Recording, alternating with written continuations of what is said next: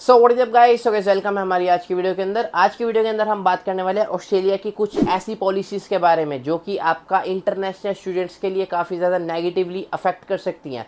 So if you are a student and applying for study visa for Australia, आप plan कर रहे हैं या फिर आपने फ़ाइल लगा दी है या फिर अभी आप फाइल लगाने वाले हैं जुलाई इनटेक के लिए, नवंबर इनटेक के लिए, उसके बाद फेब इनटेक के लिए, अगर किसी भी इनटेक के अंदर अगर आप फाइल लगाने वाले हैं, सो इस वीडियो को आपको एंड तक जरूर देखना है, बिकॉज इस वीडियो के अंदर कुछ ऐसी पॉलिसीज़ के बारे में बात करने वाले हैं जो कि ऑस्ट्रेलिया के अंदर इम्प्लीमेंट होने वाली हैं। उनमें से कुछ पॉलिसीज़ ऑलरेडी इम्प्लीमेंट हो चुकी है जो कि आपके वीज़ास को काफ़ी ज़्यादा मेजर अफेक्ट कर सकती है। आपका वीज़ा रिजेक्शन हो सकती है इन पॉलिसीज़ की वजह से। सो इस वीडियो को एंड तक देखना अगर आप भी चाहते हैं कि आपका वीज़ा अफेक्ट ना हो, आपका वीज़ा रिजेक्ट ना हो। और हो सकता है कि ये वाली जो सी वीडियो है उसको देखने के बाद अगर आप अभी प्लान कर रहे हैं ऑस्ट्रेलिया के अंदर वीज़ा लगाने का, सो हो सकता है आपके प्लान के अंदर भी चेंजेस आ सकते हैं। सो काफ़ी ज़्यादा इंपॉर्टेंट वीडियो होगी ये, तो इसको एंड तक ज़रूर देखना। और अगर वीडियो थोड़ी सी इन्फॉर्मेटिव लगे, पसंद आए, सब्सक्राइब कर लेना चैनल को, वीडियो को कर देना लाइक। बिकॉज एक वीडियो पहले मैंने आपको बताया था, मतलब एक या दो वीडियो पहले, न्यू पॉलिसीज़, जैसे कि अभी एक महीने पहले ऑस्ट्रेलिया के अंदर इलेक्शंस हुए थे। As a result Labour Party जीत गई थी। सो अब लेबर पार्टी जो सी है, कुछ रूल्स है ऐसे, कुछ पॉलिसीज़ स्टडी वीज़ा को लेकर जो कि उन्होंने इम्प्लीमेंट करने हैं, जो कि होंगे 1 जुलाई से इम्प्लीमेंट, जिसके बाद आपका स्टडी वीज़ा का प्रोसेस काफ़ी ज़्यादा हार्ड होने वाला है। आपको काफ़ी ज़्यादा दिक्कत आने वाली है स्टडी वीज़ा मिलने के अंदर, बिकॉज वहाँ की अब जो सी गवर्नमेंट है वो नहीं चाहती और ज़्यादा इंटरनेशनल स्टूडेंट्स उनकी कंट्री में आएँ। और अगर आएँ तो वो चाहते हैं सिर्फ और सिर्फ क्वालिटी स्टूडेंट्स जो कि सिर्फ पढ़ना चाहते हैं, जिनके पास ऑलरेडी काफ़ी पैसे हैं, ताकि उनकी इकोनॉमी के अंदर भी कुछ पैसा आए, उनकी इकोनॉमी भी बूस्ट हो। वो नहीं चाहते ऐसे स्टूडेंट्स आएँ जो कि लोन लेकर आ रहे हैं या फिर जिनका फाइनेंशियल बैकग्राउंड थोड़ा सा वीक है, वो आए हमारी कंट्री के अंदर, वो आए काम करें, वहीं पर पीआर लें, वहीं पर सेटल हों। तो वहाँ की गवर्नमेंट अब ये नहीं चाहती। They want only quality students to come to their country. So वो चाहते हैं सिर्फ और सिर्फ क्वालिटी स्टूडेंट्स उनकी कंट्री में आए, ताकि उनकी इकोनॉमी भी बूस्ट हो और उनके ऊपर जो सा प्रेशर भी ना पड़े। बिकॉज ऑलरेडी ऑस्ट्रेलिया के अंदर चल रहे हैं क्राइसिस, वहाँ पर हाउसिंग क्राइसिस चल रहे हैं, वहाँ पर इन्फ्लेशन काफ़ी ज़्यादा बढ़ चुकी है, वहाँ पर हर चीज़ के अंदर महंगाई बढ़ रही है, जिसका रीज़न वो मानते हैं इंटरनेशनल स्टूडेंट्स की पॉपुलेशन। बिकॉज ऑलरेडी वहाँ पर काफ़ी ज़्यादा इंटरनेशनल स्टूडेंट्स वहाँ पर जा चुके हैं। कुछ वर्क वीज़ा पर हैं, कुछ स्टडी वीज़ा पर हैं, कुछ पीआर पे हैं। तो काफ़ी ज़्यादा इंटरनेशनल स्टूडेंट्स वहाँ पर हैं। अब गवर्नमेंट और ज़्यादा इन्विटेशन नहीं देना चाहती इंटरनेशनल स्टूडेंट्स को, जिसके लिए वो हर टाइम, हर 2-4 महीने बाद कुछ कुछ पॉलिसीज़ ले आती है, जिसके बाद स्टडी वीज़ा अफेक्ट होता है। सो अब जैसे मैंने आपको बताया कि ज़्यादातर जितनी भी पॉलिसीज़ हैं वो आपको इम्प्लीमेंट में आएंगे वो 1 जुलाई से। बट कुछ पॉलिसीज़ हैं जो ऑलरेडी इम्प्लीमेंट में आ चुकी हैं। लाइक आज है जून, अब जून चल रहा है, तो जून के अंदर कुछ पॉलिसीज़ हैं जो ऑलरेडी इम्प्लीमेंट हो चुके हैं, जो आपको शायद ही पता हो। Number 1 which is mandatory COE, जिसे नहीं पता, द कन्फर्मेशन ऑफ एनरोलमेंट, जो कि अब मैंडेटरी हो चुका है। पहले क्या होता था, फॉर एग्जांपल आपने वीज़ा अपना स्टडी वीज़ा पर आपने ऑस्ट्रेलिया जाना है। सो सबसे पहले प्रोसेस होता था, आपको एक यूनिवर्सिटी के अंदर, एक कॉलेज के अंदर एडमिशन लेना पड़ता था। एडमिशन लेने के लिए सबसे पहले आप अपने एजेंट के थ्रू या फिर खुद जिस भी कॉलेज के अंदर आप जाना चाहते हैं, वहाँ पर आप एक एप्लीकेशन सेंड करते थे एडमिशन की सबसे पहले। फिर वहाँ की जो सी यूनिवर्सिटी है वो आपका एडमिशन करती थी कंफर्म। फिर जब आपका एडमिशन कंफर्म हो जाता था, उसके बाद आपको फीस वहाँ की पे करनी पड़ती है, जितनी भी वहाँ की फ़ीस होती है। आप 6 महीने की करें, 1 साल की करें, डिपेंड्स अपॉन यू। वहाँ पर फिर आपको फ़ीस पे करनी होती थी। जब आपका एडमिशन भी कंफर्म हो जाता था, आपकी फ़ीस भी पे हो जाती थी। उसके बाद वहाँ की यूनिवर्सिटी जो सी है आपको एक COE जो सी है, वहाँ पर एक एप्लीकेशन होती है COE, कन्फर्मेशन ऑफ एनरोलमेंट, वो आपको भेजती थी, जो कि आपकी जब आप एम्बेसी के अंदर फाइल लगाते हैं उसके अंदर आपकी COE लगानी पड़ती है अगर आपको वीज़ा चाहिए होता है तो। बट ये जितना भी प्रोसेस होता है, यूनिवर्सिटी के अंदर लेटर भेजना, फिर आपका एडमिशन कन्फर्म होना, फिर आपकी फ़ीस जाना, ये काफ़ी ज़्यादा लेंदी प्रोसेस होता है। इसके अंदर कई बार 1 से 2 महीने लग जाते हैं। सो स्टूडेंट्स क्या करते थे कि अब लाइक वहाँ की यूनिवर्सिटी ने आपका एडमिशन कन्फर्म कर दिया।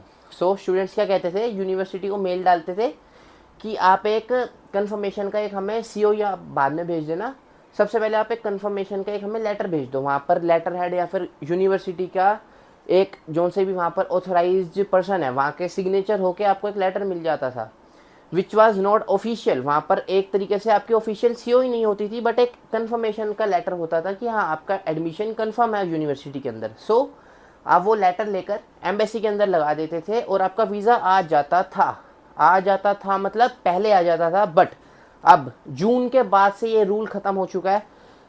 1 महीने लगा, 6 महीने लगे, 1 साल लगे, बट जब तक आपको सीओई आपके हाथ में नहीं आ जाती, जब तक सीओई यूनिवर्सिटी से आपके पास नहीं आ जाती, आप वीज़ा फाइल नहीं कर सकते। अगर आप वीज़ा फाइल करेंगे स्ट्रेट फॉरवर्ड आपका वीज़ा रिजेक्ट हो जाएगा। सो ये नया जो सा रूल है वो आया है, जिसके बाद आपका जो सा वीज़ा का प्रोसेसिंग टाइम है, जितने भी आपको टाइम लगता था ऑफ़र लेटर मंगवाने के अंदर, आपको जितना भी टाइम लगता था, वो सारा आपका वेस्ट होगा, क्योंकि आप वीज़ा अप्लाई नहीं कर पाएंगे। पहले बच्चे क्या करते थे, स्टूडेंट्स क्या करते थे, वीज़ा ऑलरेडी एक लेटर लेकर यूनिवर्सिटी से वीज़ा लगा देते थे, फिर सीओई जब आएगी तब आएगी, फिर हम वो सीओई जब आती थी वो हम एम्बेसी के अंदर दे देते थे और वीज़ा आ जाता था बहुत ईजीली। बट अब ये काम नहीं होने वाला। सबसे पहले अब आपको इंतज़ार करना पड़ेगा जब तक आपकी सीओई नहीं आती, और गलती से अगर आपने सीओई के बिना लगा दी फाइल, सो आप समझ लेना कि स्ट्रेट फॉरवर्ड आपका वीज़ा रिजेक्ट हो जाएगा, आपकी जितनी मर्जी फंडिंग हो, जितने मर्जी आपके मार्क्स आए हों। सीओई अब से मैंडेटरी हो चुकी है। मेरे को काफ़ी ज़्यादा स्टूडेंट्स पूछ रहे थे कि भाई ये रूल के बारे में आप बताओ, तो यार ये रूल अब से इम्प्लीमेंट हो चुका है। ये जुलाई से नहीं, ये जून से ही इम्प्लीमेंट हो चुका है। सो आज 7 जून को जब मैं ये वीडियो बना रहा हूँ, सो ऑलरेडी ये वाला रूल जो सा है इम्प्लीमेंट है। सो अगर आप आज के बाद से फाइल लगाने वाले हैं, तो अगर आपकी फाइल में सीओई नहीं है तो आप समझ लेना कि आपकी रिजेक्शन पक्की है। अब इसके पीछे गवर्नमेंट ने रीज़न क्या दिया यार, गवर्नमेंट का सेम रीज़न है कि हम चाहते हैं सिर्फ और सिर्फ जेन्युइन स्टूडेंट हमारे पास आए, क्योंकि लोग पहले क्या करते थे, उनका एडमिशन कन्फर्म नहीं भी होता था, वो इधर उधर से पता नहीं क्या जुगाड़ बहुत सारे होते हैं। वहाँ की गवर्नमेंट ये कहती है कि स्टूडेंट्स इधर उधर कोई भी छोटी मोटी यूनिवर्सिटी से उन्हें पैसे खिलाकर जो सा लेटर साइन करवा लेते थे और वीज़ा ले लेते थे, जो कि वो सही भी हैं। बट कुछ जो से जेन्युइन स्टूडेंट सही में इंतज़ार कर रहे होते हैं कि हमारा वीज़ा आने वाला है, हमारी सीओई आने वाली है, सो तब तक हम वीज़ा लगा देते हैं, तो उनके लिए काफ़ी ज़्यादा अब ये डिसअपॉइंटिंग हो सकता है ये वाला पॉइंट। सो ये था हमारा पॉइंट 1 जो कि ऑलरेडी इम्प्लीमेंट हो चुका है। उसके बाद जो सा अगर हम सेकंड पॉलिसी के बारे में अगर हम बात करें, which is fees. Already universities की फ़ीस ऑस्ट्रेलिया के अंदर as compared to other countries बहुत ज़्यादा है। लाइक अगर आपकी बाहर किसी और कंट्री में 5-6 लाख रुपए फ़ीस है, ऑस्ट्रेलिया के अंदर आपकी 12-13-15 लाख, अगर आप बहुत अच्छे कॉलेज में जाते हैं 20-20 लाख रुपए एक साल की फ़ीस भी आपको देनी पड़ती है। और अब क्या होने वाला है, क्योंकि गवर्नमेंट चाहती है कि वहाँ की इकोनॉमी बूस्ट हो, सिर्फ और सिर्फ अमीर, आप कह सकते हैं रिच क्लास, एक क्वालिटी स्टूडेंट्स वहाँ पर उनकी कंट्री में आए ताकि उनकी इकोनॉमी बूस्ट हो। सो वो फीस बढ़ने वाली है आपकी यूनिवर्सिटीज़ की। यूनिवर्सिटी के अंदर जो भी आप कोर्स लेंगे उसकी फ़ीस बढ़ेगी। अगर आपको बहुत ज़्यादा एडवांस कोर्स है तो बहुत ज़्यादा भी फीस हो सकती है। ये तो हो गई यूनिवर्सिटी की फ़ीस। बट एक होता है जब हम वीज़ा हमारा फाइल करते हैं तो हम एक वीज़ा प्रोसेसिंग फ़ीस देते हैं। Visa processing fees already Australia के अंदर बहुत ज़्यादा हाई है अदर कंट्रीज से, जो कि एक टाइम पर 2024 के अंदर, मतलब यहाँ से आज से 1 साल पहले तक, जो कि फ़ीस सिर्फ और सिर्फ आपकी $600 थी, जो कि बढ़ाकर आपकी $1600 कर दी गई थी, जो कि अब ये बहुत ज़्यादा आप कह सकते हैं श्योर है इस बारे में कि आपकी 1 जुलाई से आपकी फ़ीस जो है 1600 से बढ़ाकर $2000 कर दी जाएगी, which is totally non refundable. आपका वीज़ा आए या फिर आपका वीज़ा ना आए, ये वाली फ़ीस तो आपको पे करनी ही करनी है। ये फ़ीस तो आपने वहाँ की गवर्नमेंट को देनी है, जो कि अप्रोक्स आपके 1 लाख रुपए होते हैं। सो डिपेंड नहीं करता आपका वीज़ा आएगा या फिर नहीं आएगा, आपको ये रिफ़ंड नहीं होगा। वीज़ा अगर आपका रिजेक्ट भी हो जाता है तो आपको ये 1 लाख रुपए तो देने ही देने हैं। सिर्फ और सिर्फ अप्लाई करने की फ़ीस है ये, इसके अलावा किसी चीज़ की फ़ीस नहीं है। ये आपने दे दी है और बस ये तो गए, आप समझ लो आपका वीज़ा आए या ना आए, जो कि एक काफ़ी ज़्यादा बड़ा अमाउंट है। तो ये भी है थोड़ी सी डिसअपॉइंटिंग बात। थर्ड जो सी न्यू पॉलिसी है, जो कि ऑलरेडी काफ़ी ज़्यादा स्टूडेंट्स को पता है, विच इज़ ऑन शोर वीज़ाज़ अब जो उनसे हैं वो बंद होने वाले हैं। ऑन शोर वीज़ाज़ क्या होते हैं, लाइक आप ऑलरेडी ऑस्ट्रेलिया के अंदर किसी कोर्स के अंदर हैं, सो आपका वो कोर्स ख़त्म होता है, वहाँ के स्टूडेंट्स क्या करते हैं, बिकॉज उनके क्रेडिट पॉइंट्स इकट्ठे नहीं होते या फिर वो और स्टडी करना चाहते हैं, तो वो वहाँ पर ही रहकर दोबारा से स्टडी वीज़ा अपना अप्लाई कर देते थे। लाइक किसी और कोर्स के अंदर वो अपना स्टडी वीज़ा अप्लाई कर देते थे, जो कि उनका वीज़ा आ भी जाता था और वो ऑलरेडी ऑस्ट्रेलिया के अंदर ही होते थे। सो इसको कहते हैं ऑन शोर वीज़ाज़, जो कि अब ख़त्म हो जाएंगे।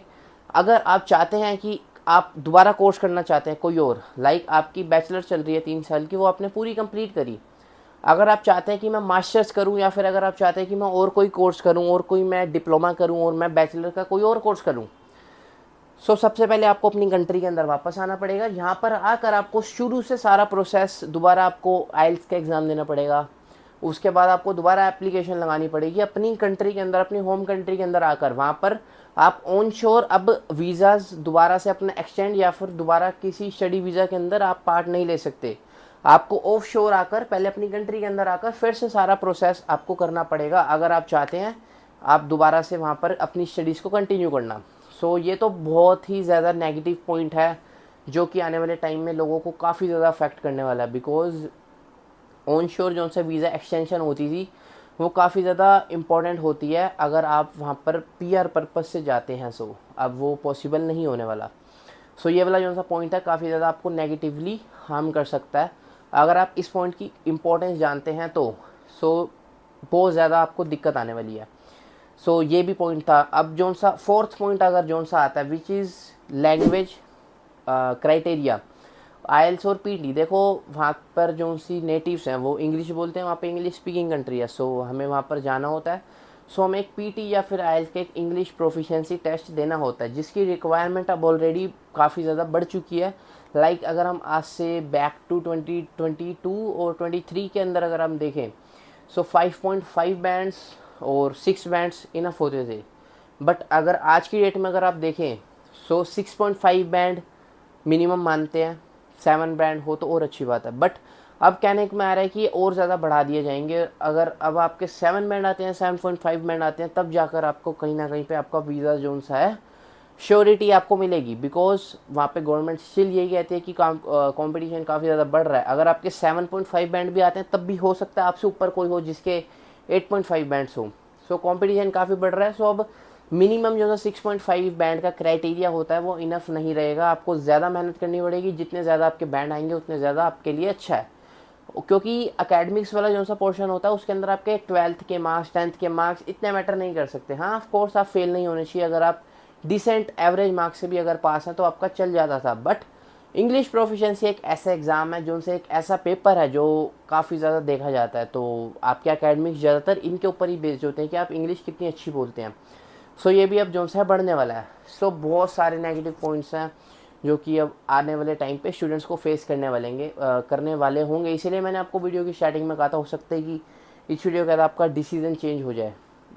बट ऐसा नहीं कि ये सारी पॉलिसीज़ के बाद वीज़ाज़ मिलेंगे ही नहीं। आज भी मेरे को बहुत लोगों के कमेंट सेक्शन में मैसेज आते हैं कि भैया मेरा वीज़ा आ गया, भैया मैंने वीज़ा अप्लाई किया था मेरा वीज़ा आ गया। डिफरेंट कोर्स में आज भी लोगों को वीज़ाज़ आ रहे हैं। बट हाँ चीज़ें मुश्किल हो रही हैं।